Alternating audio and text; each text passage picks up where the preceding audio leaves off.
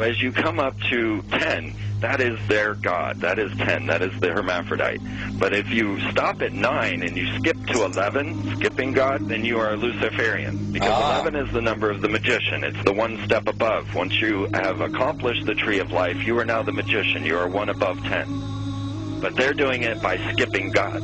That's the symbolism of 9/11.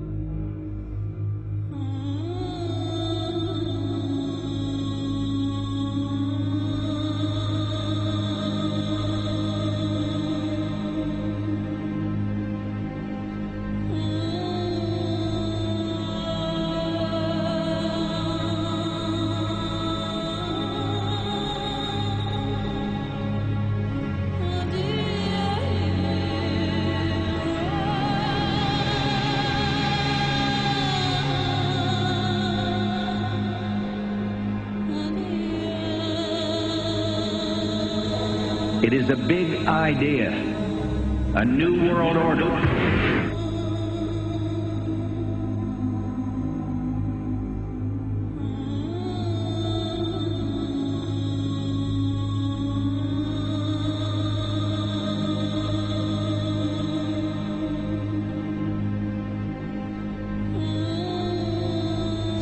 We were on assignment. We were supposed to kill 2 birds with 1 stone.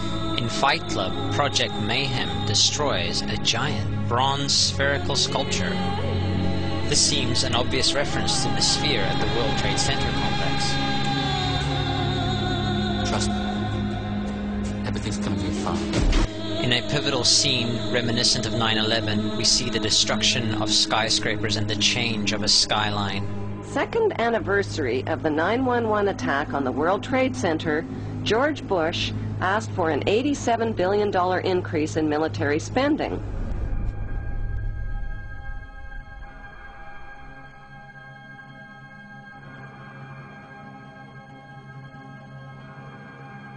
In 1904, Crowley would receive the Book of the Law soon after meditating in the King's Chamber of the Great Pyramid.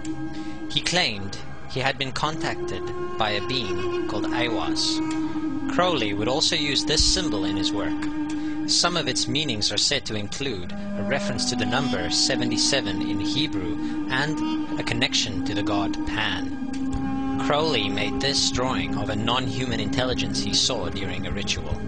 Synchronous 23 has made the connection between Aiwass and the Wizard of Oz, and has further pointed out the similarities between Crowley's grey alien-like drawing and the depiction of the projection of the Wizard of Oz in the film version. The much overlooked theory has been put forward on the internet that when we are looking at George W. Bush, we are actually seeing Aleister Crowley's grandson. I have suggested that this video footage of George W. Bush reading The Pet Goat, coinciding with the start of the 9/11 mega ritual, is in fact a dedication of the 9/11 mega ritual to the great god Pan by Aleister Crowley's grandson.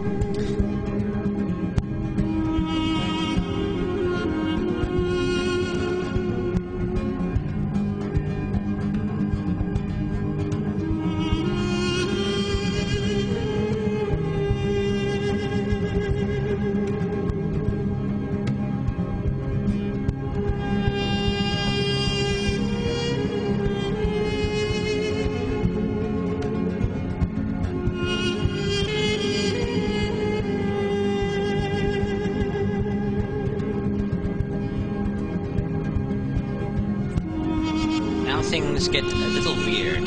This is the 1978 version of The Wizard of Oz, The Wiz. Again we see the Emerald City connected to New York. On arriving at the end of the Yellow Brick Road, Dorothy and her companions go through the circular portal. Through the door we see 3 pyramids. Behind the pyramid shape, in between the pyramid pillars of the World Trade Center, we see the sphere. The representation of the Kaaba.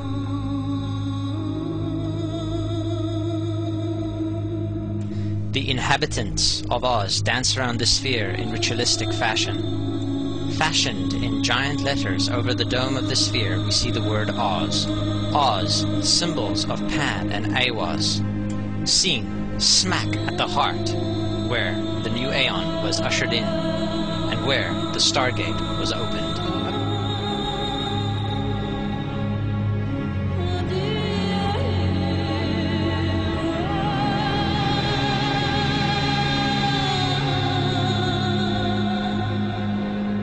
Between the Twin Towers is called the spherical caryatid. It was made by artist Fritz Koenig and was nicknamed the Sphere. We see that Koenig made this thing in Bavaria, the same place where the Illuminati was founded. The most interesting fact about the placement of the Sphere at the World Trade Center Plaza has to be that architect and designer of the World Trade Center, Minoru Yamasaki, intended the plaza itself to be a representation of the Grand Mosque of Mecca, the Sphere in particular taking the place of the Kaaba.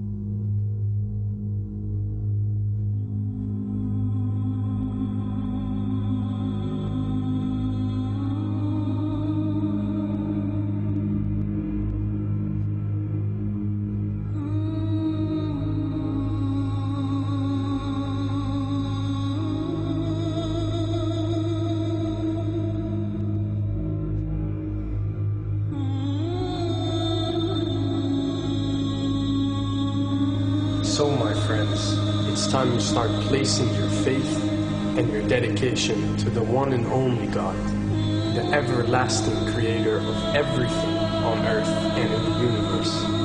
He is greater than anything our minds can comprehend. Do you know how many times Muslims are required to circle the Kaaba when they visit it? 7 times, each counterclockwise. Would you like to know why? You see, what binds us as humans to this life and to this dimension and to this earth is the limits of time and space. We are bound to this dimension and this reality through time and space. Hence, if one wants to leave this dimension or leave this reality, he needs to break away from time and space. So when you visit the Kaaba and you rotate counterclockwise, what is this practice actually doing? It is literally helping you elevate your soul and elevating yourself to break away from time and space so you can touch something so unique and so beautiful and so powerful that it changes your life forever. And if you don't believe me, ask anyone who has visited the Kaaba how he or she felt or how their lives have changed ever since.